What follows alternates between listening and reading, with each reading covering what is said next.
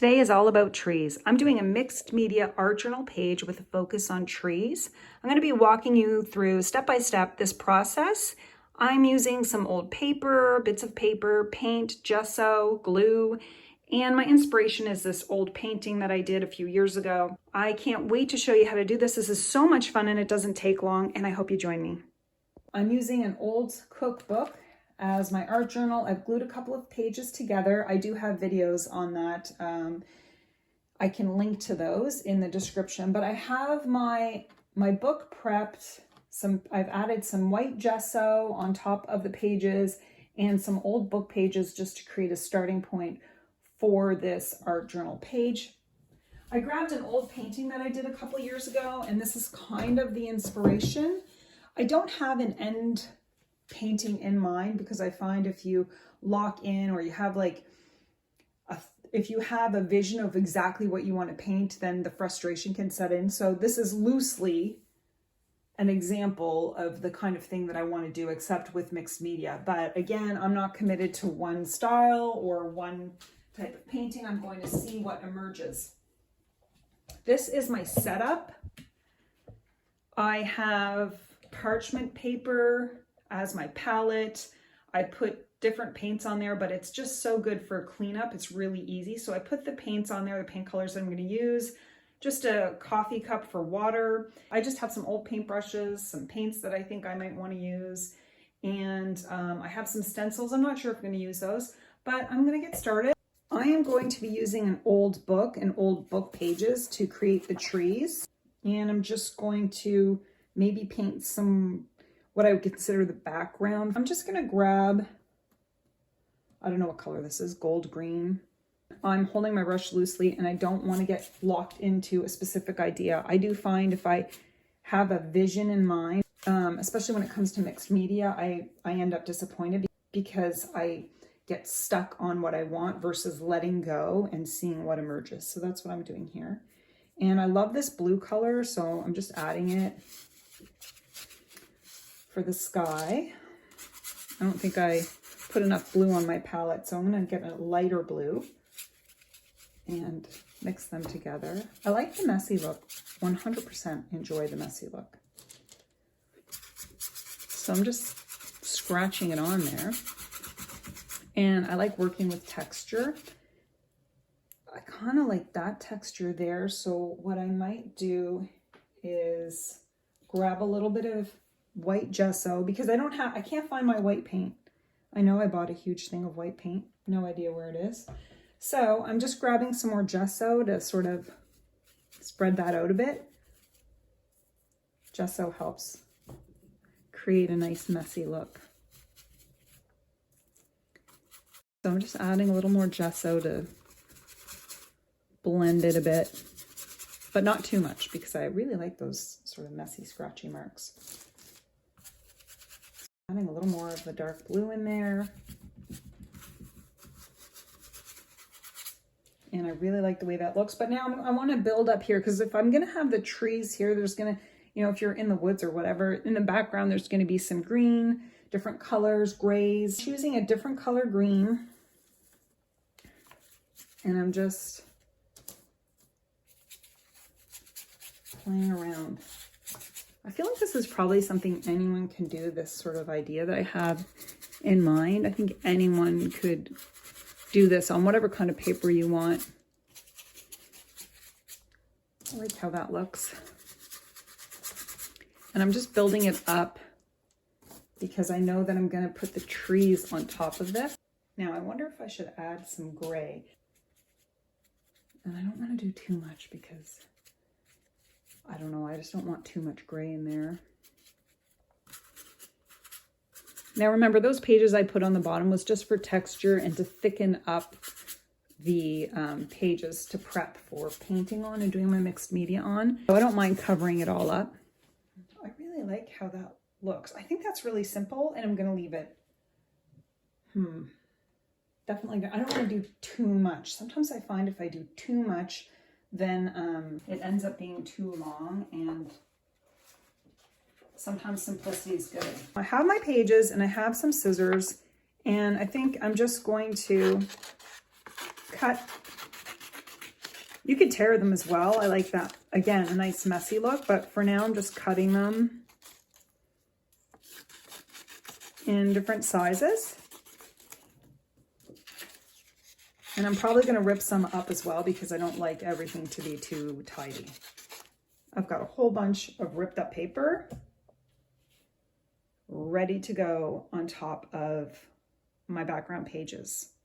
I have Mod Podge glue, but any glue will do for this. It doesn't matter what kind. You can even use probably the stick glue that little kids have for school. But this is what I have, so this is what I'm going to use. And I'm choosing an old paintbrush, just an old flat paintbrush that I could, you know, it's hard to get glue off a paintbrush. And now I'm just going to paint the back of the page and I'm going to glue it onto wherever I think that the tree would be. Okay. And this is just the start of my tree, so I'm gluing it on there. I don't want everything to be too straight, so I'm just trying to, and I got a little paint on it again, letting go.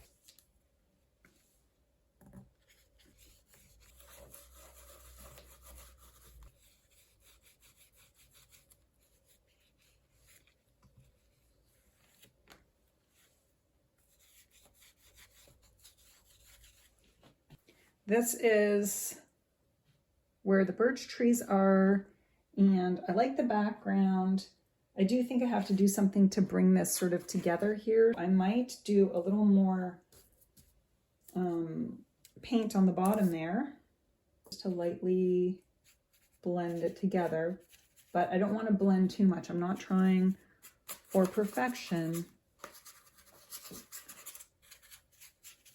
Just trying to, there we go. And then I think because now if I want to pull the trees out, the background is going to have to be a little bit darker. And I'm just sort of tapping it in the back. I don't want to put too much on there. I just want to create kind of a shadow in the back because the trees are in the front. Sometimes an old brush is nice because it creates these sort of streaky marks. And this is more of an abstract kind of painting. So, and you want to kind of let go a bit. I like the way that looks, and maybe a bit of a darken up the blue a little bit. I'm just going in a little bit.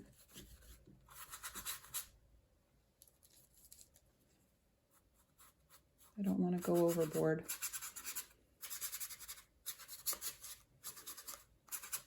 That, I really like that. I do feel like there should be some more green here.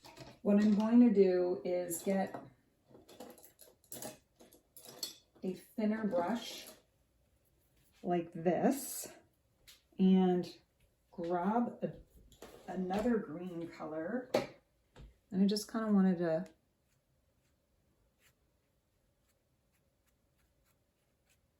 give an illusion. I don't want it to look perfect, and I want it to look like scratchy.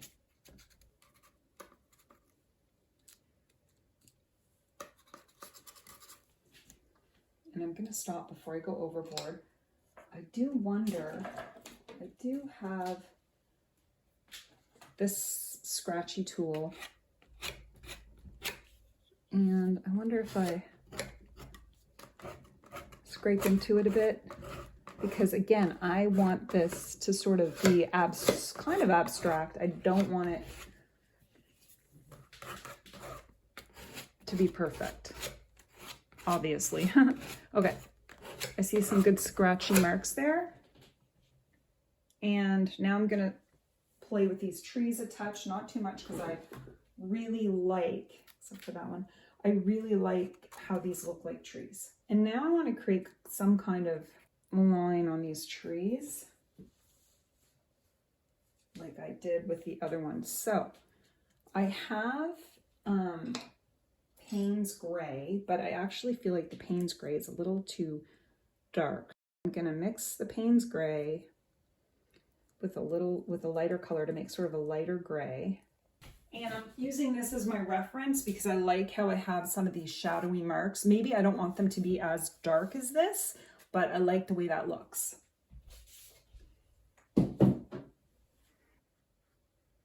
And I'm doing it lightly.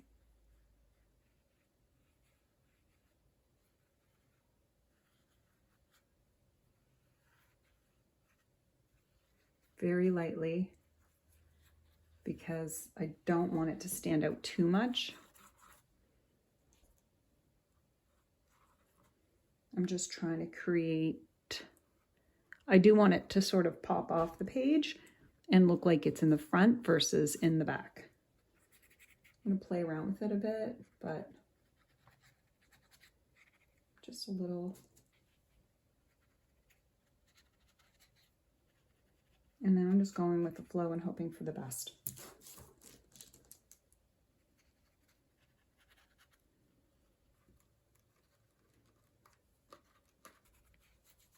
That looks better. Definitely looks better.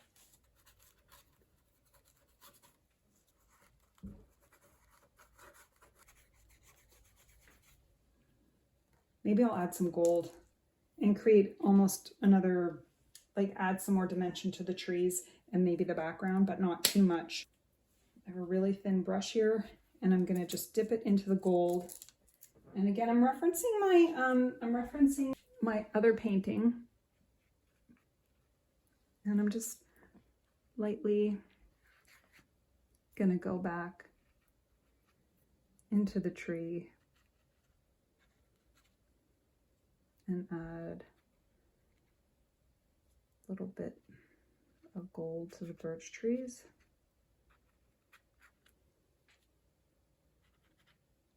And I kind of like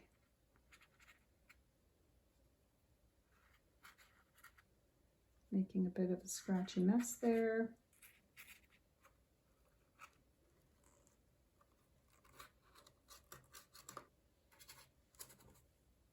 I feel like I really like the way this looks, although I do feel there could be some darker shadow here.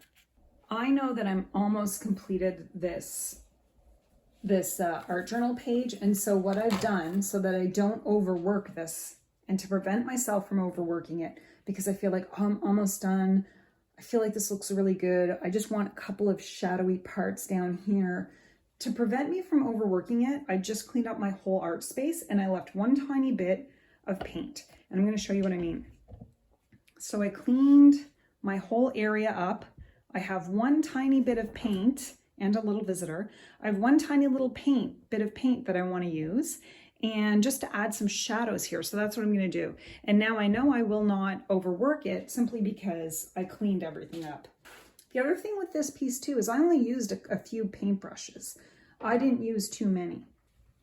He has decided to interrupt. Dude, he wants the paintbrush. Come on, buddy.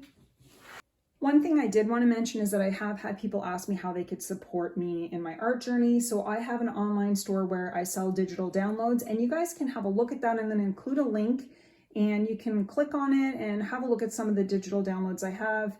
And it's just a way to support my channel. I've had people ask, you know, some people do the buy me a coffee, but I couldn't get all those things working. So I got this digital download store working, and I feel like it's a nice way to share my artwork if I offer some downloads of my work.